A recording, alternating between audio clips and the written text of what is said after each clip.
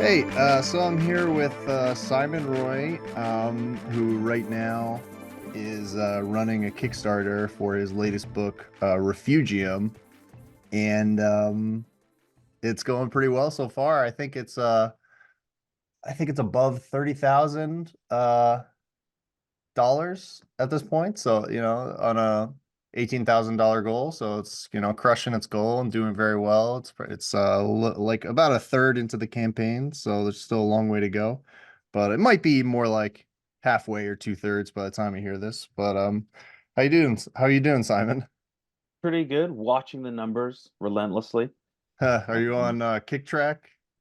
yeah, I checked the kick track. I got we're at 185%, circa Right. what day is it today? April 25th when we're recording this. But yeah, it's going along swimmingly. We have a alien creature design contest and all sorts of incredible professional and fan designs getting posted, which is really cool. So how does Uh, that work exactly? Like, what is the contest for? Like, what, you know what I mean? Like, well, the contest, I think by the time this airs, it'll have ended. But the the contest was basically you submit a creature, uh, and we'll pick a winner and then redraw it and put it in the book, and you'll get a copy of the book for free. But we have so many pieces and so many are really good quality. Um, I'm just trying to think. We might have to pivot and figure out a different way uh, to finish it all, just because hmm. there's too many really good pieces. Um, so yeah, I gotta figure that out. Because also like some of these drawings are so good, it would be I don't know, pointless and possibly insulting to redraw some of them because they're so nice. So Hmm. it's a Uh, nice problem to have. yeah, definitely. I mean, it's a smart and fun way to like promote your Kickstarter, that it's so people are just doing whatever like animal creature they want, or you know what I mean? You're not feeding them like what Well, to we have like a sort of plan for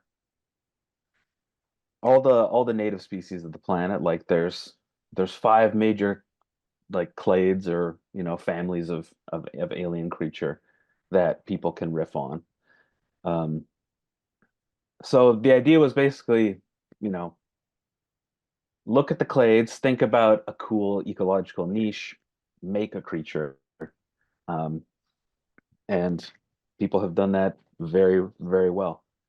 And like it's cool because the majority of them have looked pretty carefully at the families of creatures and just kind of gone wild riffing on very specific like ecological niches based off that or like interesting weird novel designs. There's like yeah, all sorts of fun stuff like alien equivalents to those little eye lemurs from Madagascar that have the big long fingers that get grubs out of rotten wood with their tiny fingers, but now it's an alien with weird long appendages on its face doing the same thing. Or a big photosynthetic creature that mimics the Portuguese man o' war with like a sail on its back floating around the ocean photosynthesizing. Hmm. Um, it's pretty cool. I'm pretty jacked about it. Yeah, I mean it's awesome. I mean, for people listening, in the past several days, I basically have done the hardcore Simon Roy download where I think I read Griz Grobus, which is the sort of I don't want to say prequel, that doesn't sound right. It's the first book that precedes Refugium, right? Yeah. Refugium is a sequel to Griz Grobus. So I read Griz Grobus. I read Refugium, which is the book that you're now kickstarting, which, like I said, is a sequel to Griz Grobus. I also read Habitat, which takes place in the same world, right? Yeah, That came out in 2016. Is that right? yeah, yeah, Through Image, and I also read Miramar, which again is a sequel to um it's a sequel to Griz Grobus, but Griz Grobus takes place on a planet called Altamira, and I guess Miramar it's in the same universe, but it takes place on a planet called Miramar. Um yeah, yeah, exactly. yeah, and I mean with like the fan contest to make different creatures, Altamira, the planet is like extremely well developed in terms of like the ecology and the environment and the biosphere. Um, it's almost Planet Earth esque, like Planet Earth, the documentary wildlife TV show. That it's hard to explain in few short words, but it's just like it's a very well-rounded, like speculative biology, I guess.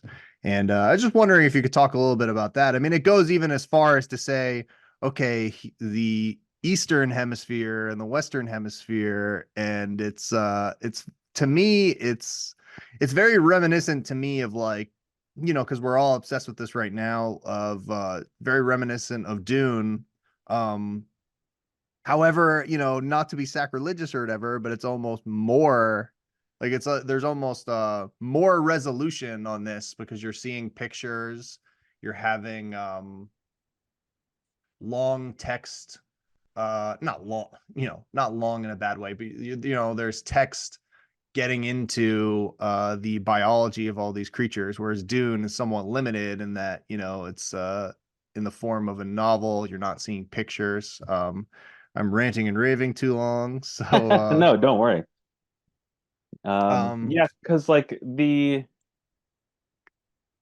idea with Altamira, like when I the settings evolved a bit too, because like on in Griz Grobus, the plan was basically just that Altamira was a planet that had been terraformed by humans, kind of at the expense of the local ecology. So it had its own complicated biome that had been evolving in isolation for, billions of years.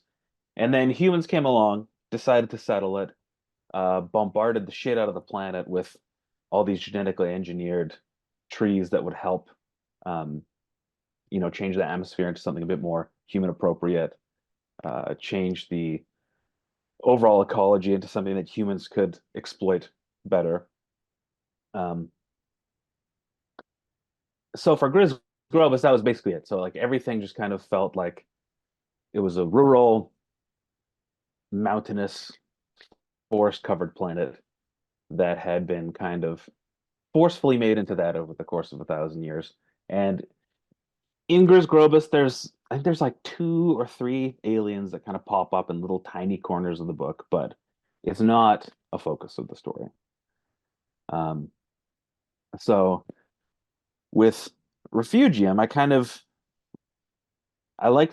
always like the concept of like the Lost World, like not just the obviously Jurassic Park Lost World shit, but um I can't remember who the writer was, but there's these some of the earlier movies and books about like a lost world with dinosaurs surviving.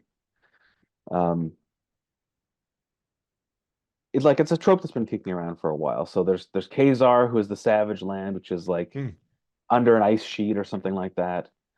Um, and in the Lost World, the old classic books and movies, um, it's basically like there's a high plateau, maybe in South America, I can't remember, um, where dinosaurs still exist, and there's like human natives too that live there alongside the dinosaurs. But it's a whole secret holdover of an ecology from long long ago. So Refugium started with just kind of I wanted to play with that idea and have an adventure taking the scribe character from Griz Grobus and having her find and explore um, basically a little pocket, a refugium of of native life that survived terraforming. So are you okay with like me saying spoilers and stuff? Because Yeah, let's preface right now we're doing spoilers for the book. okay, all right. Yeah, because I read all of Refugium, so there is part of me where I'm like, am I not supposed to say? But yeah, so anyone listening, um, consider this, you have been spoiler warned as of now. So just completely turn off the podcast and unsubscribe and uh All that. block me on X and everything you have to do. Um, so yeah, I mean, you're talking about with Refugium again, going completely into spoiler land now.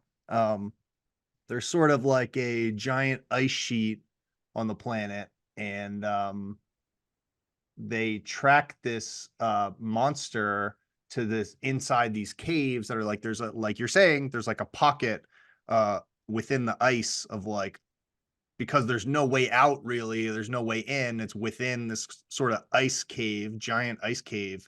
It's like a pocket of Altamira's original environment. And I really got to say,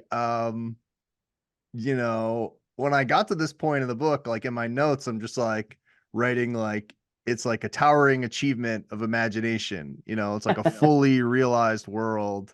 It's incredible to see. It's like I'm saying, it's like I'm watching Planet Earth, but completely conceived from your imagination on the page. Um, it kind of reminds me, I mean, this is just occurring to me in the moment. It's kind of silly, but kind of reminds me of like that moment in Willy Wonka where he brings them into the factory and it's just like a completely it's not what you would imagine a chocolate factory at all would be. It's like this like, Yeah, yeah. uh verdant, almost like a park. The Refugium is like it's like a wildlife preserve inside of Altamira, and that's what the scribe character basically is saying. Um, the other guy, like I guess that was like a exobiologist that she's Yeah, with. he's basically like he's just called the Trapper in this book. Okay. For whatever reason, I stuck with the conceit of the main characters just being called by their occupations. So we never really get a full name from him, but he's a trapper who comes from a family of exobiologists who used to live on the western side of the planet. More on that later. Um, and yeah, he's more concerned with uh, not destabilizing humanity's place on the planet. Right. Whereas the scribe is more like, oh my God, it's this incredible, this incredible untouched chunk of the Altamiran biome sitting here, just waiting to be explored and investigated and all that.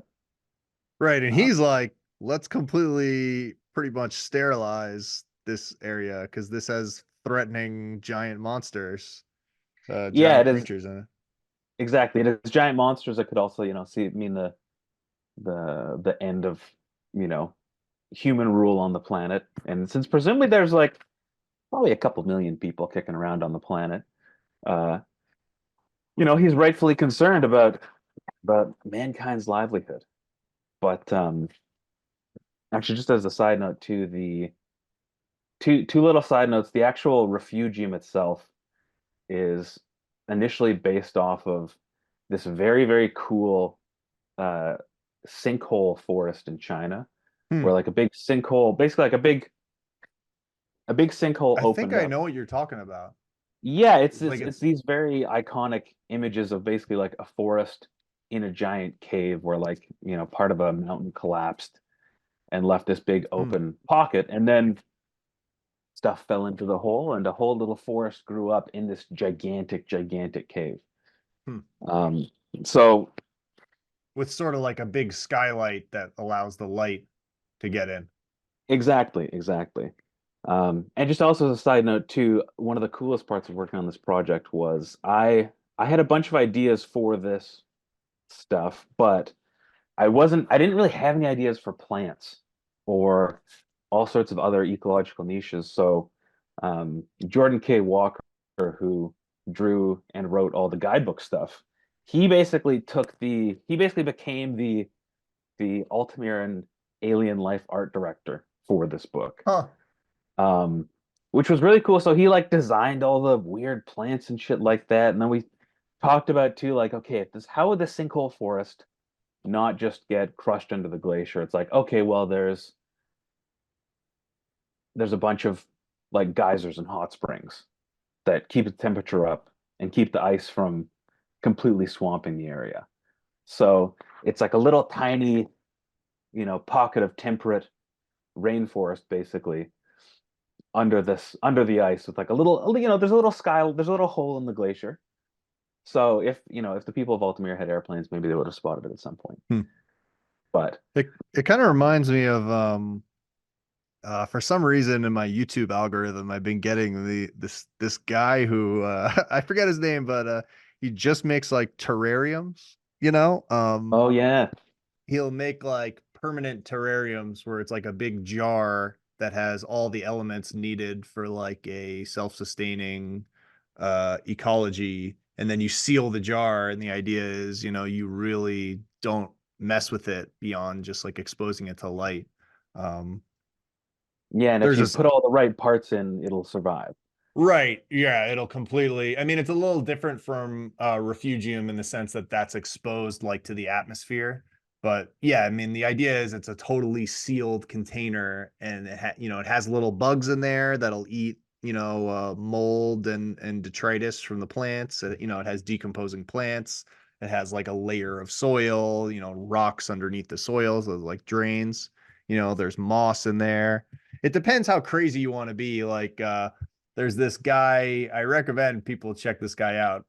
Like his YouTube channel is Ants Canada, and he has like Oh this yeah, massive. Have you heard of this guy? I've seen these videos. Yeah, he has like this massive terrarium, like a huge terrarium where he's essentially created like a small like tropical jungle inside this. And I'm talking like he has like there's like a large lizard, there's a spider that then this like giant, I think it's a huntsman spider. There's like a giant spider that had like 1,000 babies, There's literally like I'm not even exaggerating, there's probably upwards of like 40 different species in there in this like massive, I don't even know, like 50-gallon thing. Or maybe 50-gallon is even underestimating. But going back to like the ecology stuff, one of the really interesting things about I don't even know what you call it, like the maybe the e humanist universe, Or maybe you humanists. humanist. Okay. Yeah. um in this universe, I found this to be a really interesting idea that um, first there were people who thought, okay, we're humans, we're gonna adapt to the different environments, and like, what did they have a name specifically? I guess what was it? Well, I have a bunch of stories on the Patreon that I'm gonna try and put into a collection of short stories next year.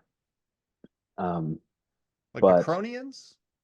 yeah, I've in classic sci-fi form, like I've used a few different like names, but it's basically like guys who all wear biotech um, bug suits and live in big hives and all kind of uh, share some sort of like biological neural link. So These guys adapt to the planets that they're going to settle on versus the euhumanists change the planets that they're going to settle on, and they change them sort of in the image of Earth, and they exactly, are staunchly against the idea of changing humans at all. um so it's like the conflict between these humanists and these other guys who think like, I don't even really necessarily know if it's a moral stance on their part, but they just feel it's it's their strategy to adapt to the planet themselves rather than changing the planet to fit their needs. And I thought that, um, that's a really interesting, and I guess you have it so that the humanists essentially win and they spread out through the galaxy, basically. I have here in my notes like this idea of like it's like environmental hegemony, or like environmental monoculture, that they're like changing all these planets throughout the galaxy into Earth's image, in this sort of um they're turning like the galaxy sort of into like a Earth monoculture. And I just wondered if you could talk about that a little bit. Yeah, because like the general idea with the universe is that there's like three main branches of humanity. So there's kind of like post-human, transhuman upload people, kind of like um I don't know, kind of like your tech bro Elon Musk, uh sci-fi, like Silicon Valley utopian, where at some Ultra point they, wealthy yeah, who oh yeah, who basically want to become like machine gods, basically, like sort of yeah, migrate beyond their mortal form to be like in nanobot clouds, or like to be digital simulacra of yeah, their original exactly. selves. So like they've basically in this setting they achieved that kind of dream. Like they've become immortal god beings that live beyond their flesh bag bodies, and now they have infinite power inside human systems. Their power is kind of like unstoppable because you can keep accumulating wealth and power and affecting human society from beyond the grave, because you know now you're a hugely souped up copy of your brain running on like a million computers at once, Right. I kind sort of of thing. have here, it's like sort of like intergenerational wealth, but like with digital versions of yourself in space. Yeah, It's exactly. like It's it's like if Elon intergenerational Musk wealth. it's like if Elon Musk died, but then his digital clone just continued to act, took all of his money and continued to act as if it just was the original guy, I guess. Yeah, exactly. And I mean, I'm sure that as these like god beings keep going, they change in weird ways that they wouldn't have anticipated. Right. Uh, and also like some of the shorter stories involve the idea of some of these uploads basically like augmenting themselves by forcibly uploading other people to like Hmm. keep it's almost like the idea of um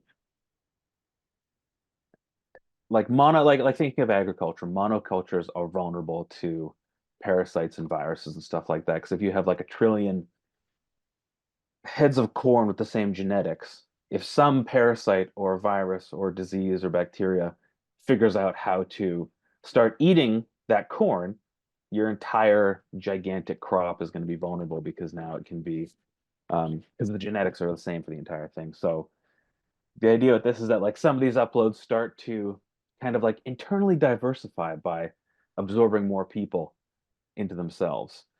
And I mean, I haven't figured out all the nitty gritty of it, because I'm not a far future computer brain god, but it kind of gives them also like a bit more of a villainous aspect, where if you get into a fight with them, they might like take over your planet and absorb a bunch of your population just for their own to add to their own processing power, you know. Hmm. Um, and then so kind of contrasting these like omnipotent god beings that will do whatever they want. You have the hive men, who are like I imagine that they left the solar system first because they were kind of most willing to leave, probably the least like the normal humans and the god beings, and also the most adaptable, because you just send them out into space, and if they land somewhere, they'll figure out how to live in their biotech suits and build a little hive underground and just kind of do their thing. So they're peaceful. They're doing their own mysterious hive activities, but they're not really. Uh, they're more of a They're peaceful insular, bunch. I guess. Yeah, they're little insular hives, you know. Like maybe there'd be some that would also be hostile and would fight each other, or uh, you know, if they got attacked, annihilate the people who tried to do it. But they're a bit more they're part of the ecology rather than above it. It's Um, interesting that there's a lot of complexity here in the sense that um obviously uh like these godlike elites, I think it's fair to say, like you were just saying, are sort of bad guys. Um then you have like these humanists are like a reaction to that. They think, humans are humans are humans. There is no, any idea of like a digital version of a human or whatever, or a transhuman godlike version of a human, like they basically think that's complete bullshit, and they're at war with that idea. So in that sense, that's kind of like a positive aspect to the humanists. And I should say, euhumanist is sort of, it's spelled EUHUMANIST. And like the EU, it means like it's like a Greek prefix that means like true or pure or genuine. So the whole idea is they're like pure humanists. They're real humanists.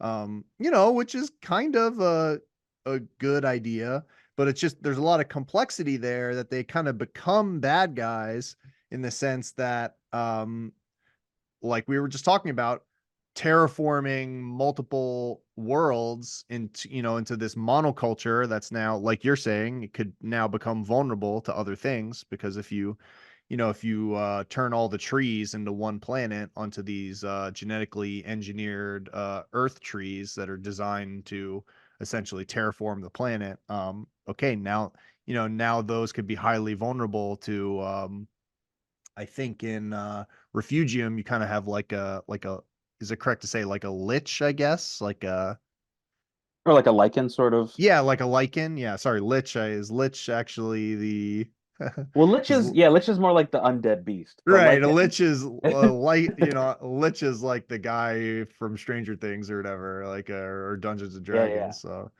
um yeah, like like lichen, I guess. Is that yeah. Like lichen on Earth. Like when Jordan was designing the biome for Refugium, um,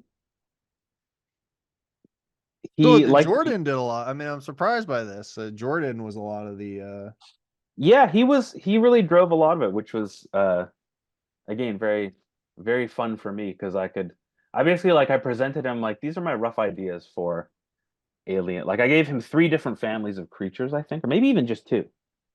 So I was like, I was basically like, we got these aliens that have showed up in um, Griz Grobus, and then also me and him had done this kind of jam project, I guess in 2018, where we were trying to, just for fun, we were designing uh, creatures along the same like body plan as a sun spider, which is a type of arachnid that has a very interesting, instead of having like fangs to inject poison or digestive fluids. They basically have two kind almost like crab-like pinchers that sit very flush with each other and perform exactly like the jaws on a vertebrate, like a reptile or a mammal or something hmm. like that. Um, so basically, I was like, I think we should use these designs because they're cool because we were riffing with those. We should make those some of the aliens, and we have these other vaguely mammal-like bug things. And so he basically then, with all the stuff, he came back to me and would be like, "How about this?" And he would kind of pitch me on this other stuff. And I think with very few exceptions, I was just like, "Yes, perfect, let's do it." Um, but for the plants on the planet, he wanted to riff on Earth lichen, which are very cool because lichen is a symbiosis of fungus and algae. Hmm. So the fungus provides the physical structure of this organism, basically, and then the algae lives inside it and photosynthesizes and provides energy and food to the fungus as it grows. Hmm. So lichen on Earth is a pretty broad family of little tiny, cute kind of fungus that photosynthesizes with help from its little algae plant friends.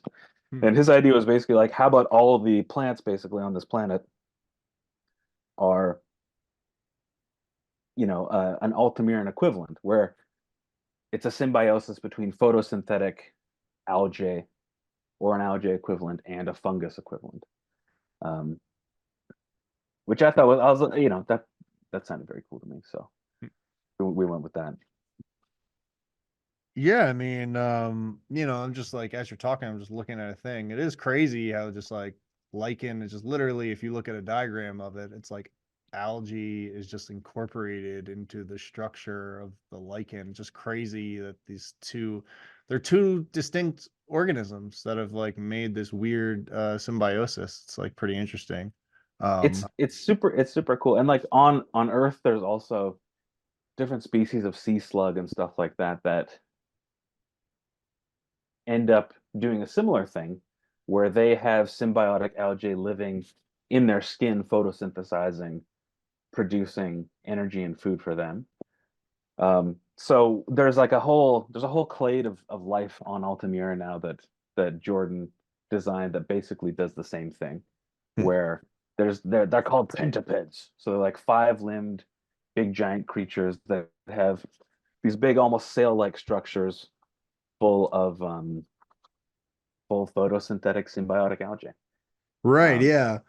Uh, just going back to like the euhumanists for a second. yeah, yeah, yeah.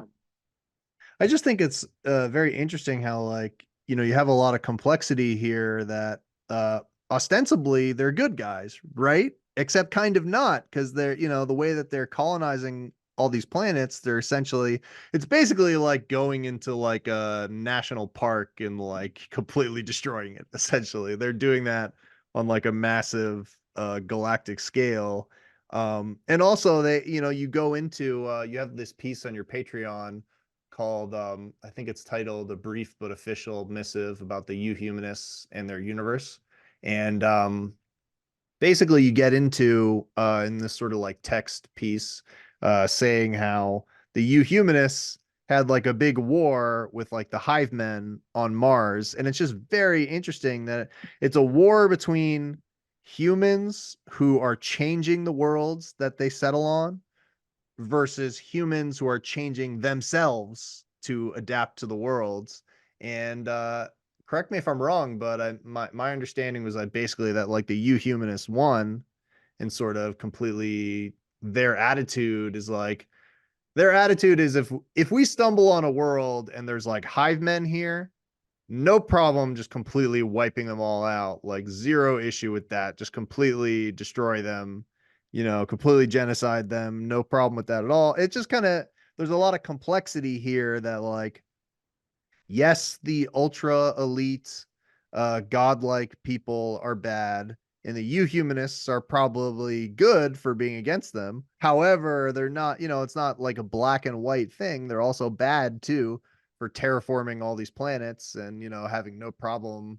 Like, I assume if the euhumanists stumbled on a planet that was inhabited by aliens, like sentient aliens, they probably would have no issue with killing them, right? Or correct, you tell me. That's kind of what I was thinking too. Like I think it would depend on what the story needed when I came across it probably, but generally that's how I was approaching it.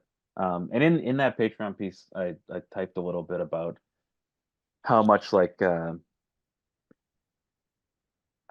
looking at the history of the Soviet Union played into making the Euhumanists, and I mean like basically just generally kind of like totalitarian communal societies um, that form in reaction to like a hostile outside world.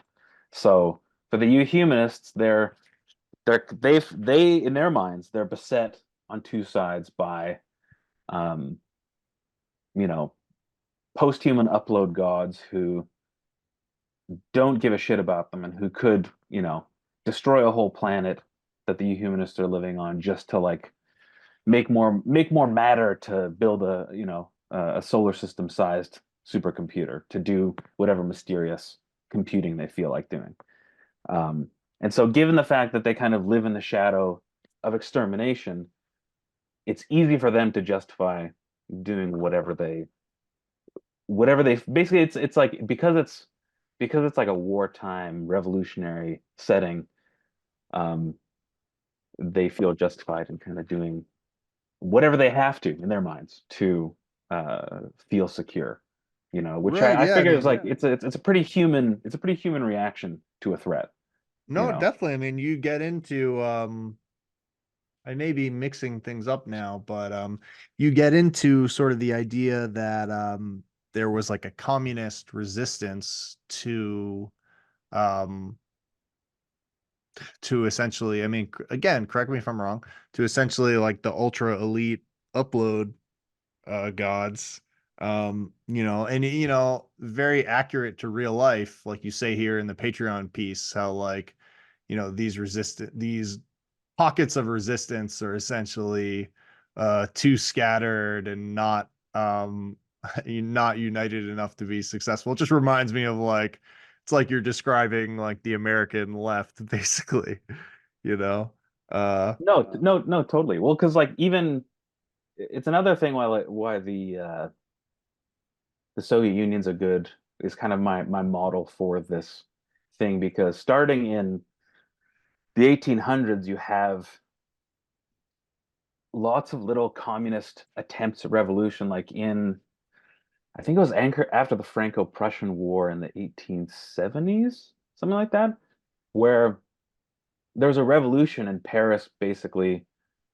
I mean, first you have the French Revolution, where proto-communists take over France, um, try and design a whole new society, and eventually, after Napoleon takes over, the whole French Revolution collapses and gets kind of like re the nobility reasserts itself again. hmm.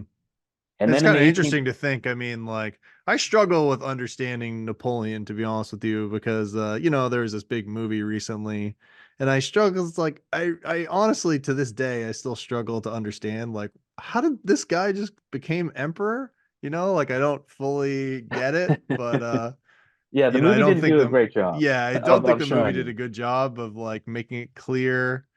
There's a lot of these movies like obviously these are kind of mythologizing him, but like, the movies about like Steve Jobs, for instance, who, you know, was a bad guy, I think we could say. I mean, uh at least the movies make it clear to me like why he was successful, and why at least he had some glimmer of like positive attributes or whatever that led to Apple being so dominant. And like they make it clear to me what was clever about him. The Napoleon movie, I was just like, yeah, I don't know, he just kept go he went here, he went there, oh, now he's emperor, like it didn't make it clear to me why he was clever. But I guess what I'm rambling about is just sort of like it's interesting that it's similar to what you're talking about. Napoleon actually was more on the revolution side, right? At first, and then he A little, became a little bit. emperor. Like, it's sort of Well, um because I don't know Napoleon super well, but I do. I mean, one thing that the movie does not do is show that like he was. They don't really do a good job of illustrating that he was really fucking good at tactical war yeah, shit. yeah, yeah. That's why, Yeah, and yeah, that's why yeah. he conquered the whole place. And like he was Right. charismatic and smart. And he also one thing that if I remember correctly, that he did is that he recruited um, officers from the lower classes. So there was like in terms of in the Which he context of was also himself, right? I mean, he wasn't I like a I think so. I'm don't hold me to that because I don't know exactly his like starting class, but he did under it was his like sort of paladin, I'm military pretty sure. dictatorship.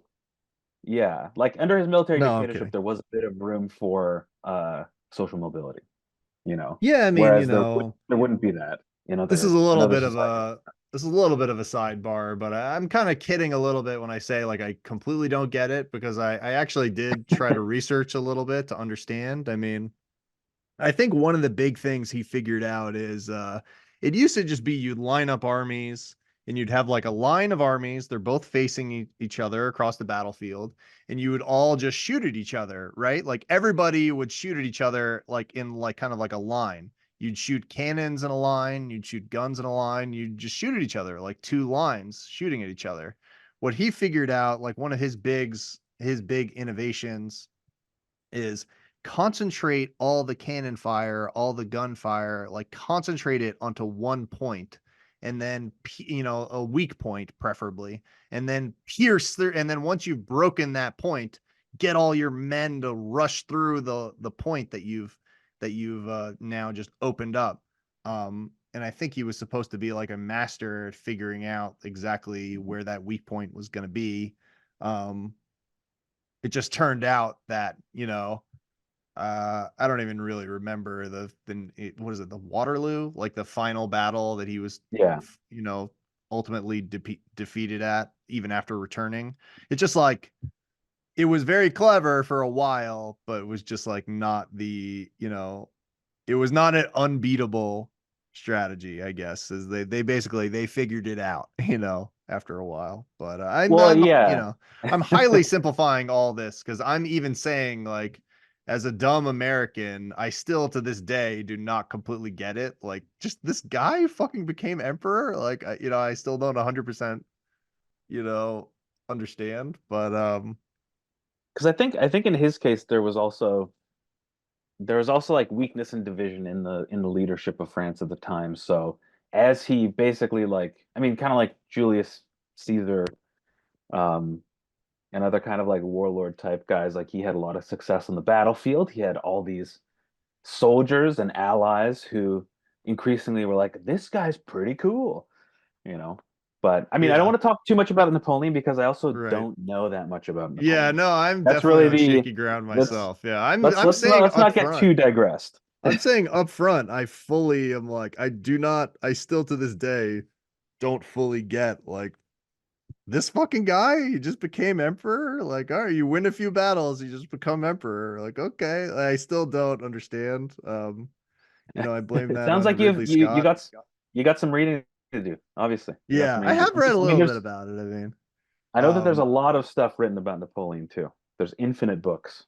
right. Yeah, see, but then you're gonna, then I won't have time to read all of the Simon Roy Boom, comics, and I'll just be boom. reading about Napoleon my whole life, No, but And actually, okay. So that's got to be the most middle-aged thing of all time, right? To be like, I'm gonna get into Napoleon, become obsessed with Napoleon. it's a Um, good one though. I have friends who are not yet middle aged who have had their Napoleon periods, and I don't know. It's always fun when you have friends who go on these like research tears, and then you go and hang out, and they dump all the stuff that's been bottled up in their brain. They're like, "Oh my God!" And then when Napoleon got to Malta, whatever right, the right. particular battle. But one thing I wanted to come back to as well was the so after the Franco-Prussian War. So this is post-Napoleon. Hmm. Um, It's like the 1870s, I guess. Yeah, so the French are very confidently expanding their colonies in Southeast Asia and North Africa, and they get into a fight with the Prussians. And because they've been beating up all these third worlders, they're like, "Ha we can take on the Germans, no problem." And the Germans just beat the absolute fucking shit out of them, um, and push into France. And kind of in the aftermath of this war, again, I'm simplifying things. I'm not an expert. The Paris Commune takes over, and Paris becomes like, they barricade the streets and try and do another kind of pseudo-communist revolution, or maybe fully communist. But the the Paris Commune, basically, even though they just fought a war with the Prussians, the French nobility quickly pivot and are like, "Oh shit, we need all hands on deck to kill all of these communists." So, if I remember correctly, with the help of the Prussians, despite having just fought a big war and been humiliated by them, the French nobility and army allies with the Prussians to crush the communists in Oh, Paris and complete, do their best to wipe the whole thing out. And that's kind of what I was thinking of with the disorganized communist resistance to post singularity god beings. I'm just like flipping through the Wikipedia here, and it says government troops killed between 7,000 and 30,000. I guess communards they're called. Yeah, yeah. 7,000 and 30,000, both during the fighting and in massacres of men, women, and children during and after the commune. It's fucking 30,000, upwards of 30,000. And That's like that's, huge. that's like same time as the roughly same time as the American Civil War too. So to kind of put Hmm. it into context, while the Americans are having Right. the Civil War, the It was a French, couple of years after, but yeah, fairly contemporary, pretty yeah, close. right after that, the French are both losing a big war and still having enough energy to massacre 30,000 communists. Yeah. Um, I just mean, because everyone's like, we don't want these fucking communists around. right. It's just crazy. I mean, what you were just describing was just crazy. Like you're saying, these two countries, the French and the Prussians, I guess, who were at war, just had multiple wars.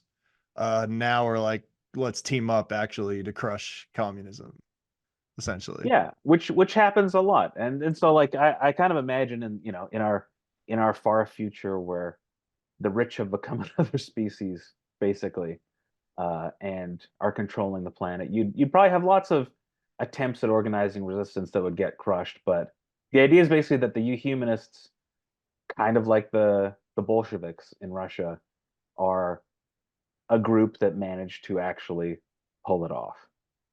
So instead of getting crushed or subverted or otherwise kind of derailed on their mission to um, gain self-rule in the galaxy, they pull it off. But I mean, to do it, they end up maybe genociding all the hive men on Mars. What's a few hive men between friends? Am I right? Well, that's exactly and when you look at whenever you look at uh, the big exciting proletarian revolutions, um, there's always gigantic massacres because there you take over a country. There's a lot of people in your country who are going to work very hard to fuck up your plans of egalitarian self-rule. So you either got to chase them out or kill every last one of them. So, in this case, I kind of imagine the humanists did that too. And then, much like the Soviets, like they managed to spread out to the galaxy and, you know, establish kind of an okay egalitarian galactic society. Yes, on there's some bones buried underneath it, but and some wrecked planets. But for a little while, they managed to pull it off. Um, but then that kind of brings us to the turning point of the whole Griz Grobus habitat, etc. universe, which is basically at some point the humanists finally do pick a fight with the uploaded god beings, lose, get most of their technology like hacked and corrupted and destroyed, and planets wrecked and all that. And so all the stories that I've been writing are kind of they're all set kind of after the collapse of this big humanist galactic empire. Hmm. Um, so kind of thinking about, like the 1990s after the Soviet Union collapses. And you Hmm. have all these except on an even bigger scale with more isolation. So, you know, there's lots of planets that are basically like the equivalent to to like Moldova or Hmm. Tajikistan or something like that, like little tiny Soviet republics that all of a sudden are no longer being subsidized by this giant empire that they're a part of and are now just completely on their own. Right. Yeah. And I mean, because I was thinking, I think I watched a podcast or something recently where they were talking about the idea that so now just on my own podcast, I'm just telling you about other podcasts. go for it. They were saying basically to have like a galactic alien empire, that's like a big trope that you have, obviously in Star Wars and Dune or whatever. It's obviously like a very common trope is this whole idea of like a big or foundation, a big giant Yeah. galactic empire, but um actually communicating unless they have some way of communicating faster than light, it's actually not so easy because, let's say a star is 10 light years away. So, you know, it's not like you have the internet between that star that's 10 light years away. There's no way to communicate really. You're kind of isolated islands. So I guess what I'm just wondering is prior to the collapse and the sort of upload ultra elites sort of putting them in their place and setting them back, um like did they have like a cohesive network of a galactic empire, or were they, what I mean, like were they communicating faster than light between them? Was it like a web of an empire, or uh maybe you could talk about that a little bit. I think so for this one, just for ease of honestly, for kind of like making the space easier to play in and work in for Right, myself. like for, to ease Um, the storytelling, yeah, so because you're not in my writing a science textbook or whatever. yeah, and that's I mean, because there's also I would say that there's it's always really cool reading hard sci-fi that actually tackles this stuff. But for my purposes, I was imagining that the U-humanists basically were equivalent to like Starfleet and Star Trek or something like that. Hmm. And probably they have And it some has like those uniforms, like in Habitat. exactly like they have a unified galactic society. They at the very least they have faster than light communication. Like in Okay. at the end of Habitat, they talk about an Ansible, which is a reference to both Ursula K. Le Guin and Orson Scott Card, who used in their work, where it's like basically the idea of like you have a faster than light interstellar communicator of some sort. So Hmm. maybe your ships can't travel faster than light, but you can talk. Hmm. And maybe so You like can maybe send the information. exactly so maybe the Ansible is quantum entanglement. I don't know if Right. quantum entanglement works, but or maybe Right. the Ansible has a tiny access to a tiny wormhole, you know, and Hmm. you can shoot Oh, information interesting. through your wormhole and it'll pop out in a wormhole and get processed by an Right. Ansible Yeah. somewhere else in the It's not galaxy. like spooky action at a distance. It's like going through a shortcut. Yeah, exactly. So, because that's also in another story that actually I should have sent you too, that showed up in the I put it in the Image anthology magazine that came out last year. It's a story literally called The Ansible about someone on another euhumanist planet who has finally repaired the Ansible inside this giant old priest robot. You know, common tropes in these stories now. Right. But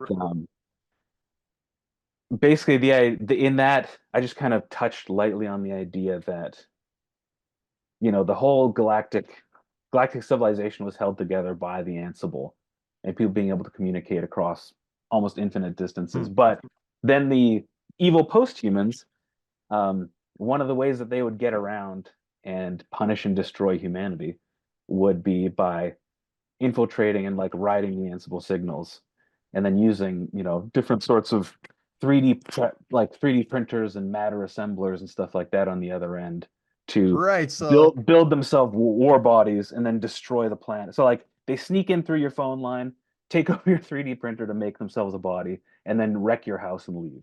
right. So like, is that what happened at again, I mean, we're deep into it now, but this is spoilers, but is that like what happened at the end of Habitat? Like that was one that's a really in your collected stories, this is kind of the only time we see one of the ultra wealthy. This is essentially like what you're describing happens at the end of Habitat, and that is essentially one of these ultra wealthy upload people, right? Or at least a splinter. Yeah, yeah, exactly. So like the idea of habitat is that, and I didn't explain it, which some people liked, some people inferred, some people made their own versions of the story, which is also cool. But um, But not my allowed. no, And definitely no, I'm allowed, kidding. but I'm kidding. that's that's like also I have I'm starting writing on a direct sequel to Habitat um, right now, which I mean I don't know when it'll be done if ever, but that'll kind of maybe brush against this. But the idea is that in Habitat, like the event that wrecked it is the the post-humans basically like got on board the Habitat using the Ansible, built themselves a body, wrecked all the computer systems and technology on the whole place, and then just like deactivated the giant war body that they built to destroy it, and left the giant like god-sized corpse there. And then at the end of Habitat, um, a more kindly post-human being hears Right. their call for help and reactivates that that giant god corpse. And then Habitat 2 will have a little bit of like, hey, what happened after that? So, Hmm. you know. One thing I wanted to ask is like a little bit sketchy on like the Apostolic Congress. So is that like is that related to, in Griz Grobus, you have like this robot, like who they, I guess, who probably calls himself Father Grobus, right? But they come to call him Griz Grobus. So is that like, father, like are these robots like the priests of like the Apostolic Congress? Yeah, the idea with that is basically like the and the same in Miramar too, where basically Right. when a planet's being settled and the Apostolic Congress is involved, one of the ways that they help set up, a new human colony is sending almost like big robot missionaries that, I wouldn't say that necessarily they're sentient-ish, Right. they're sentient, but not necessarily like incredibly sentient. Sentient Um, adjacent. yeah, exactly. They're like, it's like they're pretty dang good AI, and they're there to help you plant crops. They're there to help teach your kids. Um, they're there to help you build houses. It's basically like a combination priest, teacher, and like farm So equipment. they are part of like the Apostolic Congress though? Yeah, yeah. The Okay. idea is that like the Apostolic Congress is basically like religious people who have found themselves allied with the humanists because they also don't like immortal, rich, dead Hmm. guys ruling the It's kind of galaxy. interesting though. The humanists, um, they're teamed up with robots. You know what I'm saying? Like that's, you know what I mean? It's kind of a contradiction. Well, because I wasn't thinking full like there's no Butlerian jihad, in Huh. this setting. It's more like it's not uh it's not specifically like AI that's the enemy in this universe. It's more like other people that have other people that have transcended the bounds of normal human life and Hmm. have taken much too much power for themselves. So they're kind of like the enemy is like unchecked wealth and immortality, Hmm. you know. So the robots, it's basically, it's basically like a tractor that can also deliver a sermon and maybe like bandage your leg if you break it. Hmm. It's not a runaway AI that's going to, you know, melt down your city and start producing like a billion paper clips in an optimized fashion or something like that. Hmm. Yeah, I mean, there's some scenes of I'm trying to think, I think this is in Refugium where there was like a giant robot that was essentially just sleeping and it seems fairly threatening at first, like, okay, well, is this robot now going to wake up and like, want something from, the scribe and the trapper? And it really was just like, nope, not really. They just let them go through. The robot just lets them go through and then just like goes back to sleep. And it's just kind of interesting how they're portrayed as like fairly benign. Even Griz Grobus seemed to be like Griz Grobus is gonna be like a real dangerous crazy robot, and in reality like he was only trying to help, and he was kind of, was kind of going haywire, but once he realized that what he was doing was bad, he sort of snapped out of it. Just kind of interesting. It's kind of like a subversion of your subversion of your kind of evil robot, like Hal from 2001 or whatever, like, Yeah. uh they do seem fairly docile, and they could appear menacing because they're giant robots with like grabber, I don't want to say claw, they're not claws, but like, scary mandible like fingers, like they, could be fairly threatening. You don't have them portrayed in a humanoid way.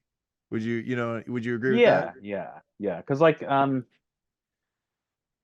so just as like a little aside, the story for the main story of like the book Griz Grobus about an old priest robot being woken up and slowly the people in his town, really feeling the culture clash between what this priest robot wants to do with their town and what they want to do. Because he's basically this robot's been programmed to help cultivate a rather unpleasant tasting but extremely nutritious plant called the Grobus.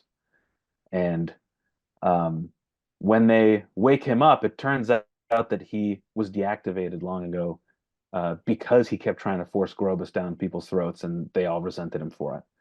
Um, but at their core, all these robots are they're servants, and if you're thinking of like the old Asimov stuff with the laws of robotics, um, in this thing, it's like I wasn't really interested in being like, what happens if a robot breaks the laws of robotics? It's like that's not that's been done before. That's not Right. for I me. mean, And like, you're saying, excuse me, you're saying what happens if they follow the rules and then turn to be like a huge pain in the ass because of that? yeah, exactly. Because like before the story that like what would become Griz Grobus initially started as a story for an anthology that never happened in like 2013 or something like that. And in that first version of the story, it was a story about, you know, basically people that lived around a big ruined robot. An archaeologist finds the brain of the robot, but it's a war robot.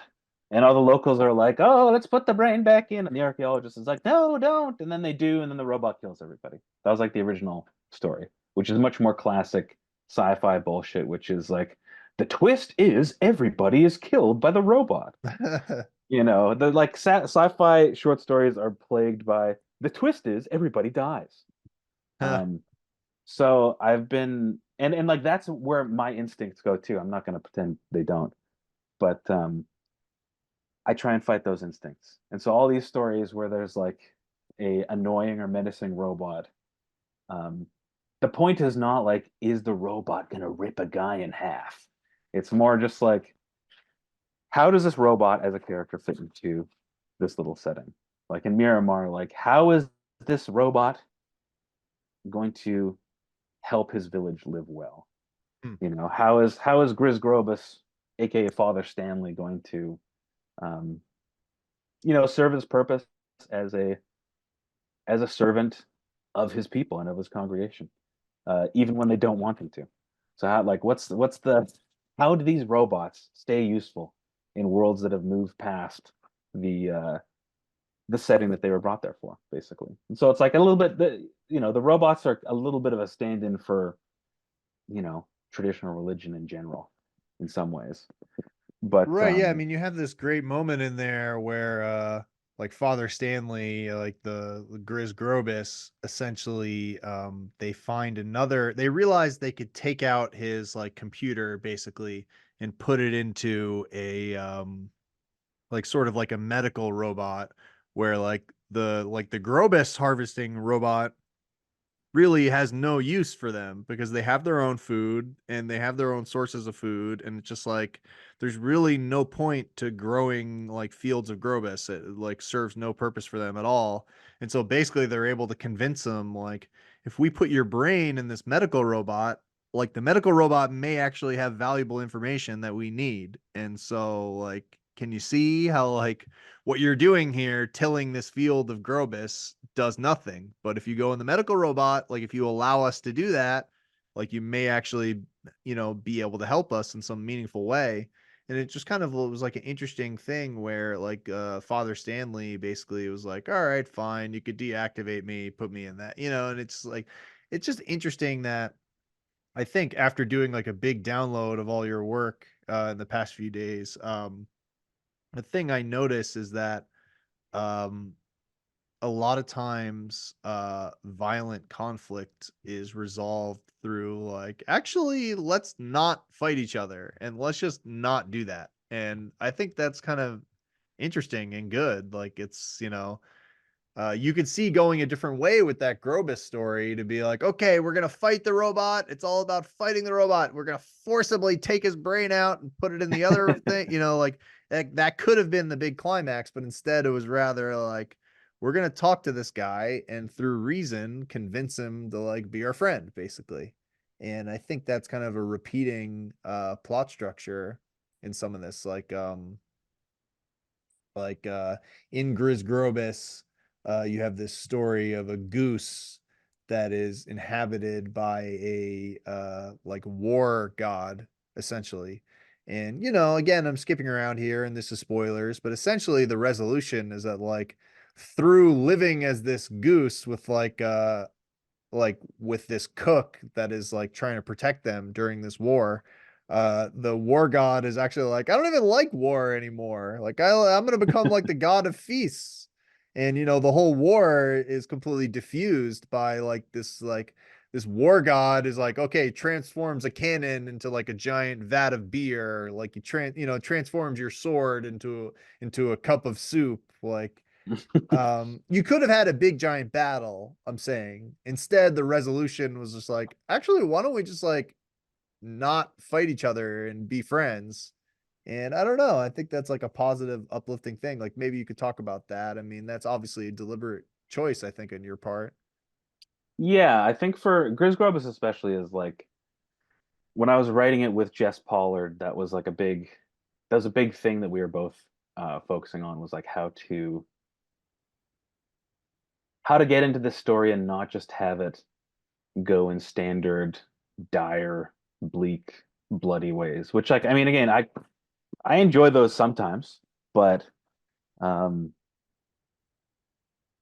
especially after like having like the science fiction storylines in those books basically resolve with peace, or at the Hmm. very least like direct hostilities are ceased and they try and find another way to solve the problem.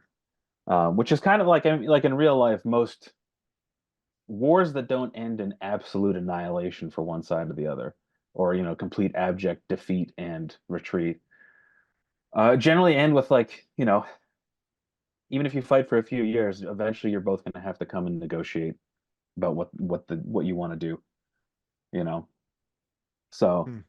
these are all kind of stories that uh, are touching on that universal truth that like eventually you just have to talk it out. Even though like in one part of again spoilers, the end of the brave bird part of the book Griz Grobus with the war god and the goose body is after the war god declares that he's the god of feasts now. The pacifist cook is like, this is great and all, but we didn't really end the war. Like the war is probably going to still keep on going. And the war god's like, yeah, but I mean, not right now. Like there's a moment of peace at least. And like everyone knows the classic story in World War One of I don't know, I think it was just one Like the year. I don't remember. Christmas Yeah, the Christmas peace armistice. where like, the guys go and play soccer in no man's land and shit like that. Like, um, Right. Yeah. What you're talking about kind of reminds me of this is a little bit of a digression. In Doctor Who, during Peter Capaldi's run, there was this great episode called the Zygon Inversion. And essentially, there's just this moment where he has these, he has humans and he has these other guys like the Zygons, and they're sitting across from each other, and they both have a button that will they each of them has a button that will destroy the other.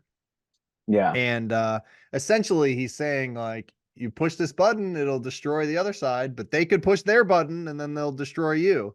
And his point is, it's like, this is like a microcosm of war. And he has this line that's almost exactly like what you just said, that like the whole point of this is for you two to talk to each other, because sooner or later that's what you're gonna have to do. That's like exactly Yeah, what you're yeah. just saying. Like, either we're all just gonna destroy each other, or ultimately there's gonna be some resolution where we're talking to each other. And it's interesting also, not to go in a whole big Doctor Who rant, but also in Peter Capaldi's last episode, they had the what you're talking about, the Christmas armistice.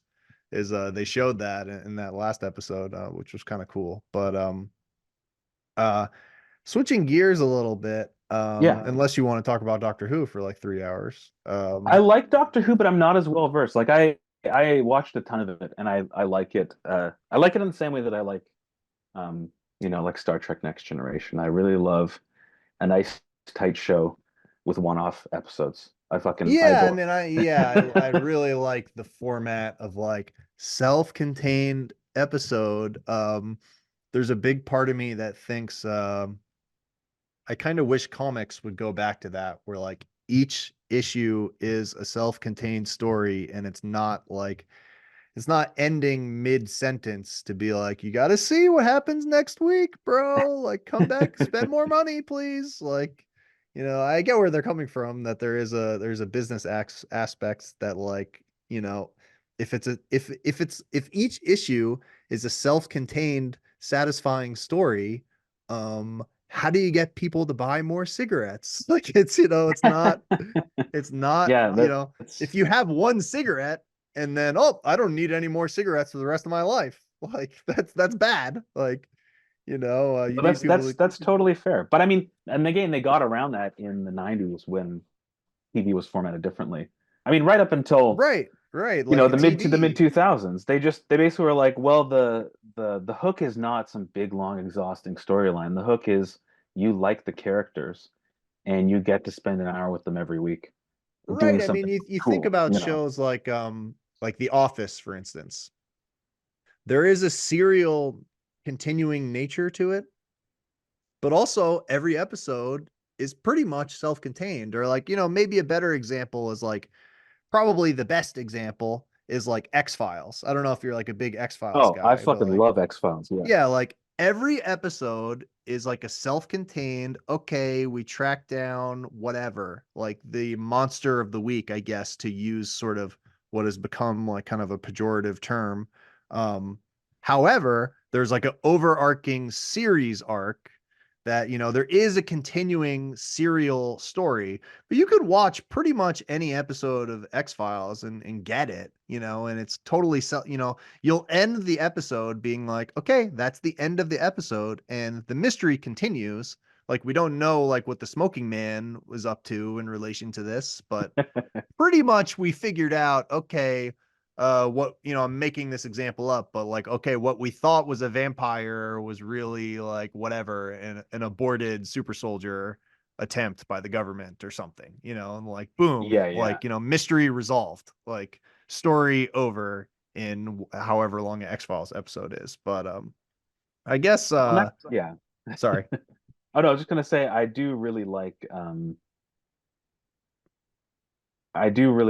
that approach. And like that's kind of what I'm trying to do now with all my various books in this setting is like having them so I don't know if a reader will pick up a random book and enjoy it as a self-contained thing. Like we've talked about this off record about who buys an indie creator stuff. It's like you kind of build a solid singular audience that follows your stuff, and the difficulty is branching out. But I like the idea of designing all my stuff now to be nice, approachable one-off things. So you could pick up Hmm. any one of these books and enjoy it without necessarily like all this bullshit I've been spouting about the universe and oh these upload gods and these hive men and blah blah. Like none of that shit matters if you just pick up a random book because you can just read that book and enjoy it and hopefully pick up enough just through context clues in the story to have a great experience reading it. Yeah, And I mean, here, you know, to be clear, like I've done, like I keep saying in the past few days, like I've done the deep dive where I read basically everything. Like I've read all this stuff in a few days. And to be totally clear, I agree with what you're saying 1,000,000% that like you don't need to know any of this. Like the reason I'm delving deeper into this is that, I just read all this stuff and I feel like I'm trying to do like the definitive Simon Roy podcast talk where, it's kind of fun to think about that. I imagine 20 years from now, people might go back to this pod to be like, holy shit, like he just said all this stuff totally like, you know what I mean? Like it's like kind of crazy. Like, you think back on like books like Mobius did or whatever. Could you imagine if they were just like, okay, here's an hour and a half of or whatever of Mobius talking about any of his books, that would be like a crazy invaluable resource. It's kind of similar to I'm obsessed with Dune right now. And you guys could look this up online. Maybe I could find it as I'm talking, but there was a talk that Frank Herbert did in his home. I think it's like an hour and a half long thing. Trying to see Frank Herbert on the origins of Dune, if you want to YouTube it. It's like an hour and mhm. 20 minutes, and it just crazy. It's like from 1965, you know, and I'm listening to it now in, 2024, like they probably had no concept that that would be the case, but I'm just saying it's very surreal because who knows what will have happen with this pod, but it's like kind of fun to imagine like whatever like decades and decades from now people might be listening to this. But anyways, more about how great I am and how my pod lived forever, carved in stone on a mountainside. um but switching gears a little bit again, I've got like the Griz Grobus like hardcover here, and you're currently doing the Kickstarter for Refugium. And I was just wondering maybe if you could talk about that. I mean, you've kind of become a little bit of like a Kickstarter, I don't want to use the term master, but from my point of view, like Refugium is going like very well. Like it's been running for how long has it been going now? A week? Or a little bit over Yeah, a it's week. just basically, yeah, like 8 days, something like that. So yeah, 8 out of 30 days so far. Yeah, I mean Or it's oh no, eight. 9 days, but still, It's yeah, like yeah. I not mean, not by the time this comes out, it probably will be 14 days or whatever, something like that. And it's in the first day, it raised about like $20,000, and you crushed your goal in the first day, which is, as anyone who's ever done any of these Kickstarters knows, is really the dream, is that you're funded day one, you're overfunded, and you're not sweating bullets now for 30 days. yeah, And I was just yeah, wondering if you absolutely. could talk about like the Kickstarter stuff in general. Um, yeah, I mean it's an interesting process, and one that gets less nerve-wracking the more you do it, I Hmm. find.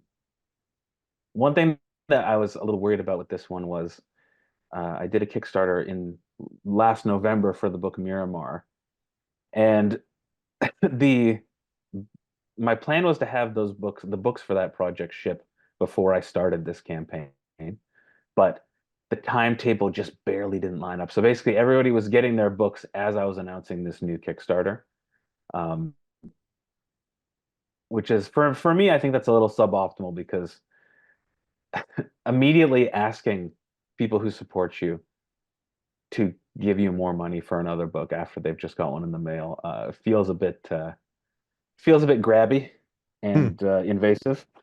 But that was my timetable. I had to do it. I had no other choice. I mean, on the other hand, though, it's kind of, I think you could also, I totally get what you're saying, but I think you could also sort of argue that, it's, in some ways, it's like the perfect time to do it because I just got this like great book like Miramar with, like Stefan Toshev did the art on that. And by the way, that's one of the things I read also. I think Stefan did a great job, that he was sort of like doing, I feel like he was kind of doing your style a little bit, um, without, losing his own style. I'm not trying to say he was completely subsuming his own style, but, um, in some ways that's a great time to do it, because I just got Miramar. Like, oh, what, like now the next thing after a Miramar is out now? Like, perfect. Like, I love the Miramar. Like, you know? That's true, and I hope that that has been the experience for some of the uh for some backers, definitely. Um, I just had the I don't know that feeling of you keep coming around with your hat in your hand, being like, "Hey, I just need a little more," even though I'm actually selling an object that people are getting. Right. Yeah. It's not, I'm it's delivering the not like Kickstarters on time. panhandling. Yeah, I'm saving. I'm like, I'm actually delivering the Kickstarters on time, which is uh, which is pretty good. There's all sorts of wonderful horror stories of Kickstarters that have taken years to fulfill. Um, but I wouldn't know anything about that. and it's a very natural thing to happen. But I've just been but it's been actually so one thing I will talk about in terms of how I've been approaching them is um I think I might have talked about this last time we were chatting on Comics Without Tears. Um, is the system that I kind of have for making this stuff is drawing it like 5 to 10 pages at a time and posting it on Patreon. Hmm. Um, and getting a little chunk of money, like not very much, but enough to, justify the effort and make me feel good about myself, et cetera, et cetera.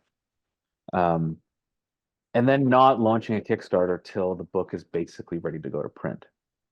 Um, Hmm. so for You're not Refugium, you're all not funding it and then making it. You've made it and then you're doing the Kickstarter. yeah, exactly. So like for the costs involved with Refugium, some of them are printing the book itself, and then a bunch of the money that was the initial goal is for paying, basically earning the money back that I've already spent paying Sergei Nazarov, my colorist, and paying Jordan Walker for all the work that I got him to do too. Because in both cases,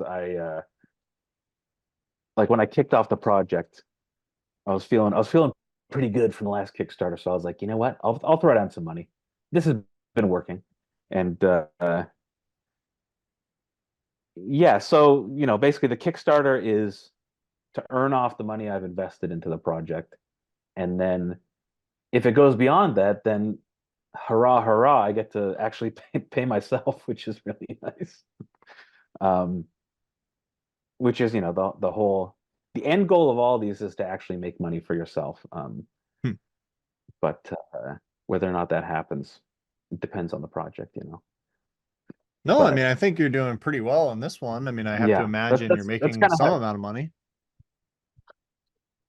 Yeah, yeah, yeah. No, and I think this one's gonna be.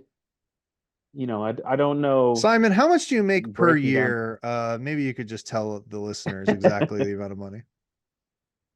Well, I mean, that's also I haven't been doing as much of it this year, but generally I have like a job doing like video game stuff that takes up Right, about as right. much of my brain Simon, space as comics. Simon, what's your PIN number? Maybe you could just tell everybody out there. Just Well, my just tell social security number.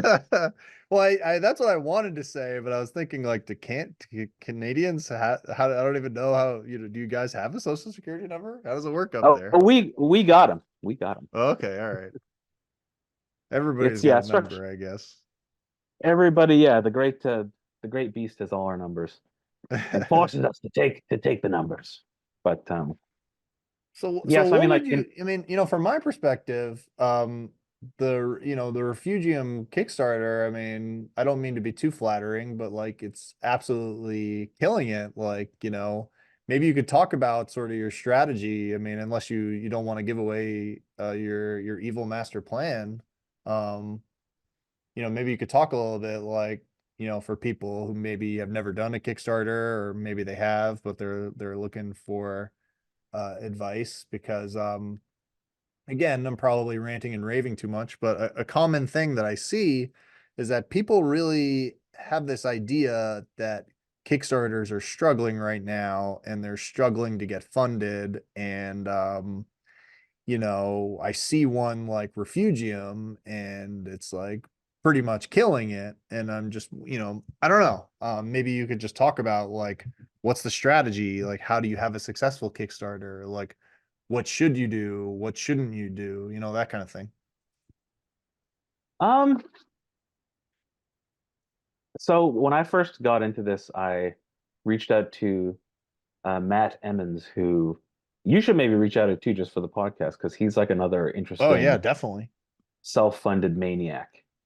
Um, and he does it very well. And when I did my first Kickstarter in like 2019 or 2020, um, I reached out to him for advice because he knew, like, we knew each other through the internet, as most comic relationships tend to be nowadays. And I asked him a bunch of tips and tricks and all that.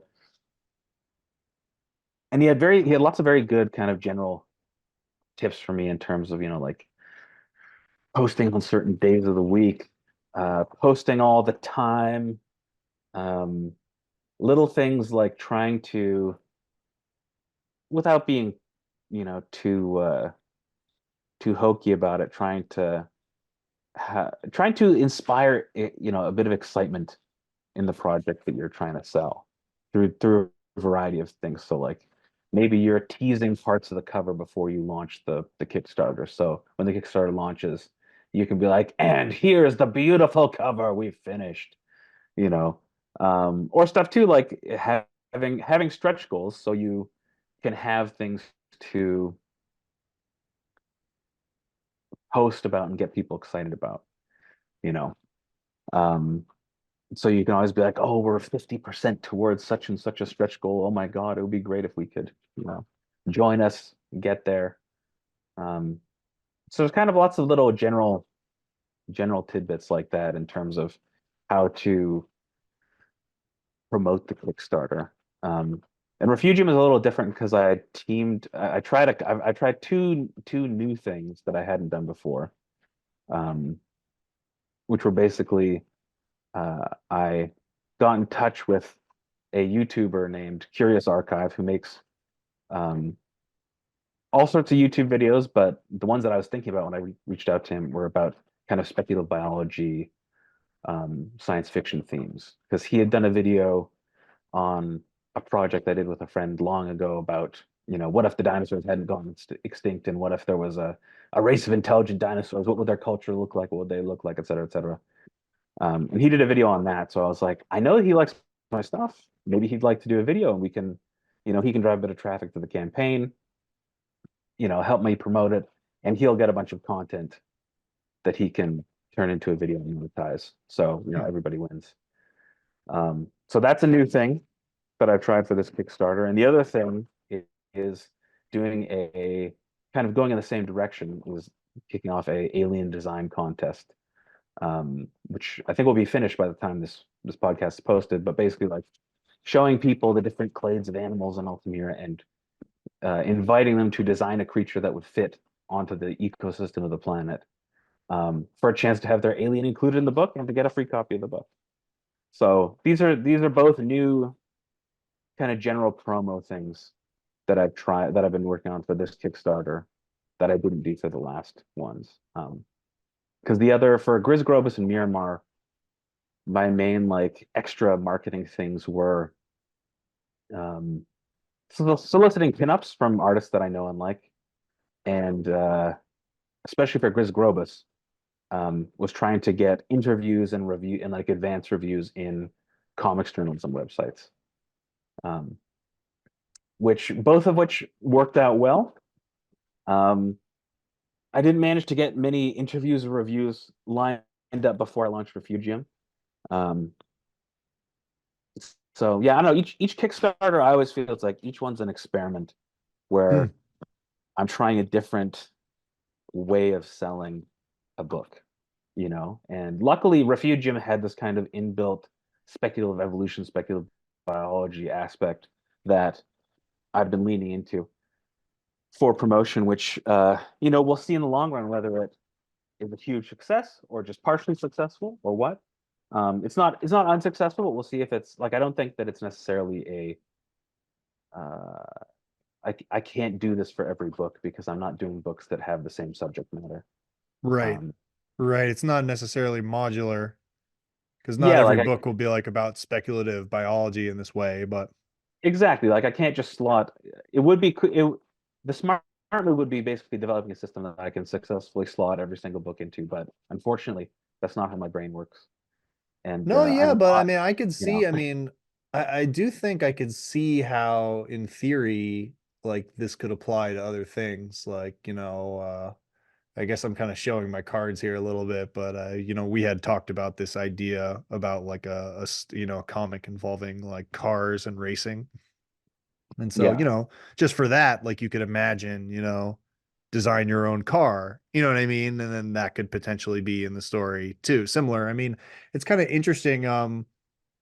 What you're driving at a little bit is, I think like the Kickstarter market is like a frontier in some ways compared to like the normal direct market comics that you'd find like in a comic book store, in the sense that like you are engaging with like a network of fans to participate in the creation of the book, at least in some small way, that their alien creature will be in the book. It's sort of um direct market comics is sort of top down, and it's this is the comic we're making, we're selling it to the retailer, hopefully readers will buy it from the retailer, and thus continues the circle of life, whereas in Kickstarter Yeah. it's this book does not exist without, literally hundreds of people backing it to make it a thing.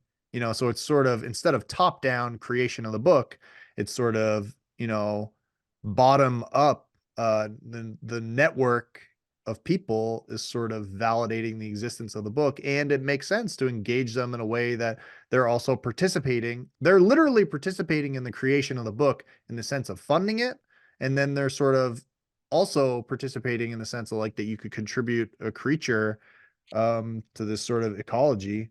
Um Anyways, the point is my podcast is good. You should continue to listen to my no, I'm kidding. Just I'm flipping through Griz Grobus here a little bit, and I have to say, I'm not trying to be overly flattering, but it really is like a thing of beauty. The physical hardcover itself is, you've got multiple textures going on the cover. So it's very nice. There's a fabric texture, but then there's also sort of a matte cover texture. Then there's like a glossy, I guess you could say like embossing, probably, right? Oh yeah, So it's we like, got embossing, we got gloss, we got cloth spine. yeah, I mean, We got there's gold foil. We got it right, all. and the edges of the paper are like gilded, I guess. It's like gold foil on the edges. And again, this is another mild digression I'm making, but like I'm a big like wristwatch guy. Like I'm obsessed with it. And like the green and gold is like a really good combination. I mean, it's like I can't even believe I'm going to say this, but shout out to all the people out there. Like it's a lot like the Seiko Alpinist is like the green and gold, but nobody is going to understand what that means. But maybe there'll be like one guy. But yeah, I mean, I was just wondering. I mean, I guess if you could talk about, I assume Refugium is gonna have like the same treatment, right? I mean, in terms of the hardcover version. Yeah, I've like Refugium and Miramar both have well basically Refugium and Grobus both have most of the same aspects in terms of like cloth spine and gold foil and all that because um I use different printers for each book, but both were able to do it for me, which is Okay, really cool. interesting.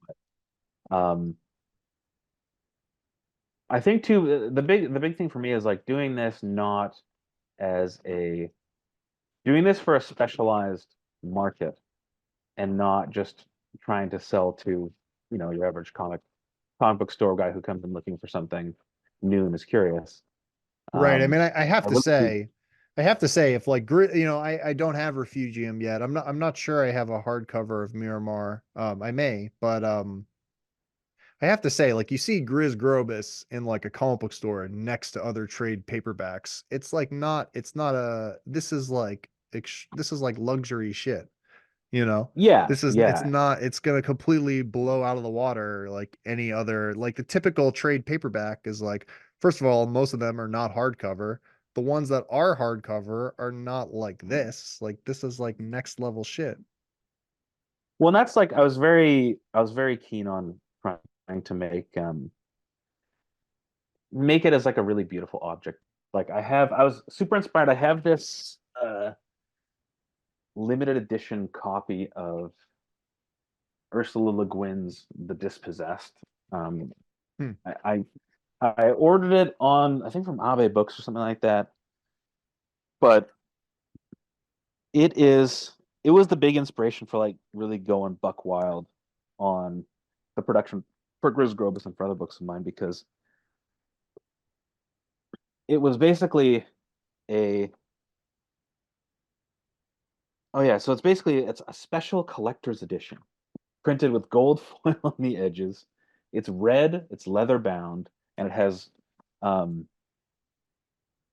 gold foil stamped on for all the stuff. So like the book is the title and a drawing of one hemisphere of the planet Hmm. that the story takes place on, stamped in gold on the front. It Hmm. has the other hemisphere of the planet stamped on the back of the book in gold. And then it has the title and both hemispheres of the planet stamped in gold on the spine with these big, beautiful ridges on like real leather. Hmm. And looking at this book, I was like, God damn, I gotta make something like that. Um, and so that, yeah, that really pushed me to. I mean, it's funny too. I haven't actually read this copy of it. I have a paperback copy of it that I've read a couple of times, but I just have this book as a beautiful object to, wonder at. And I was very inspired by that to try and make a book that evoked some of those same feelings of having like a precious object, No, you I know. mean, it absolutely is like, it is a thing of beauty. I mean, I don't want to give people the wrong idea. Like, I back a lot of Kickstarters and there's plenty of them that, like recently, like Jason Copland's like, Full Tilt is like an extremely beautiful book. And that one's actually oversized. Like I think like Strangers Publishing is doing like a lot of really nice books as well. So I'm not trying to say like, oh, you're the only one out here who's doing it right, but uh it's like I can't, it is like this is, you know, uh I feel like I'm gonna have this forever. Like it's like a thing, it really is like a thing of beauty. Like this isn't like some disposable comic book here. This is like, it's like luxury stuff here, in my opinion. I mean, it's not leather bound or whatever, but But one day, I like that's on my list of things to do would be to do a leather bound, uh, do something leather bound. I don't know what yet, but oh, interesting. yeah, again, I don't have a specific plan. But it's also, yeah, like uh, my dad's like into old and rare books, like not in an insane way, but he has an attraction to specific kind of cool old books as objects, not just like a book as a pretty thing, but like a book as like a beautiful object of history, you know. And so that also kind of played into how I regarded making these books, Hmm. um, which is, I don't know, which is fun. Because then Yeah, I also mean, you get to do all the little fancy bits of design, put special things on the spine, like on the spine in a way that like an ordinary no, yeah, I mean, softcover it's trade like, paperback you can't. yeah, I'm not trying to like, just like completely rant and rave about how great it is too much. But yeah, I mean, that's one of the things. I mean, I'm holding it in my hands right now. I'm looking at it. On the spine, you have like sort of like your eye and teardrop logo in gold. Griz Grobus in gold, like the names in gold. And it's not just in gold, it's like inset in a texture way where if I rub my finger along it, like there's a texture to it. It's I guess inset is what you would call it, probably. Gold filled, maybe. I mean, some people would say. Yeah, it's I think it's some sort of stamping process. I don't really know. It's been explained to me, but I forgot exactly how it's done. Hmm. But yeah, I But mean, I guess sort of wrapping things up a little bit. I mean, I read Griz Grobus, I read Refugium, and I really have to say, I mean, I just read Refugium as like a PDF on my computer, and it is like a thing of beauty just in that experience. Um, I really honestly can't wait to be like to get it as like a physical object is going to be like, these books are, um, again, I don't want to be like overly flattering, but these are just like unbelievably gorgeous books, and they're just, I don't know, they're nice as hell. I mean, what else can I say? well, thanks, man, and don't ever be afraid of being overly flattering. But yeah, no, I'm really excited too to have it all finished. Actually, yeah, the only thing I have left to do in terms of production is I've got a tiny bit of stuff, of fiddly stuff left to do that I just now talking to you realized I'm like, oh shit, I actually have like one page and some back cover design to do. But the whole idea is that this will all That's be pretty it'll good be though. it's pretty good. That's not And much at all. and the idea for my timeline of like September delivery to work, I have to get the print files to the printer in China for them to start doing all the test prints. Um, by the end of April, which is coming up pretty quick. Hmm. So I'm gonna I got a couple of things to do, but I'm very excited to get to see this beautiful fancy book come to life and see how it looks alongside the other two books as well. Yeah, definitely. So, I guess I don't want to keep you too long, so we'll just wrap up here. But I guess what is there? Refugium. Am I pronouncing that right, by the way? Refugium? I think so. I think so. It's a term. It's actually like a ecological term for a small area where an otherwise endangered species is living happily. So like Hmm. when there were those dwarf mammoths up on Wrangel Island after the end of the ice age, like that was a refugium for those mammoths, Hmm. that kind of Essentially, like the whole American comic book industry, sort of a little bit of a refugium. But It's a slight refugium for a bunch of weirdos who just barely survive in your tiny little pocket. But Um, yes. so yeah, Refugium running on Kickstarter. This podcast is going to come out while it's still running. So, I mean, I've done the deep dive in the last several days, and I mean, Refugium, especially, I really felt, like I said earlier, I thought it was like a towering achievement. Like it's just like it's a fully realized world, and I can't recommend it enough to back it. But I guess you could follow. I'm gonna do the standard lame Hmm. podcast Do it. outro. You could follow Simon at what is it? Simon Roy Art or Simon? Is that Yeah, right? Simon Roy Art on formerly Twitter. Um, It's so hard to say X, isn't it? I mean, it's just like I don't want so to do it. I weird. don't want to do it. Yeah, I know. I mean, I actually was out the other night and I said something to the effect of like, don't go on Twitter and get me canceled or whatever. And, the person said, Twitter doesn't exist anymore. Like it's X. Like, and I don't know. I guess they're Yeah, right, even but even though the button says post, it's still a tweet to me. It's not a post. yeah, it's very hard. It's like it's just extremely it's like we don't call it Coca-Cola anymore. We call it 02. Like it's like I don't know, it's probably still gonna be called Coke, like for a lot of people. But um so Simon Roy Art on X, which is like pulling teeth to say, and Simon Amroy on Instagram, Yeah, yeah. Refugium on Kickstarter. And that's pretty much it, right? I think that's it. Yeah. Um, All right. Thanks so much, everybody. And make sure you read about Napoleon and report back to me next week about why Yeah, Napoleon became such a thing. yeah. And Tell us how we fucked up on the history stuff we talked about, because yeah, I know. I definitely know for we sure I got we stuff did a wrong. terrible job. We did an All absolute right. terrible. This whole real podcast is about this shit. But anyway, All right, take it easy, man. okay, peace.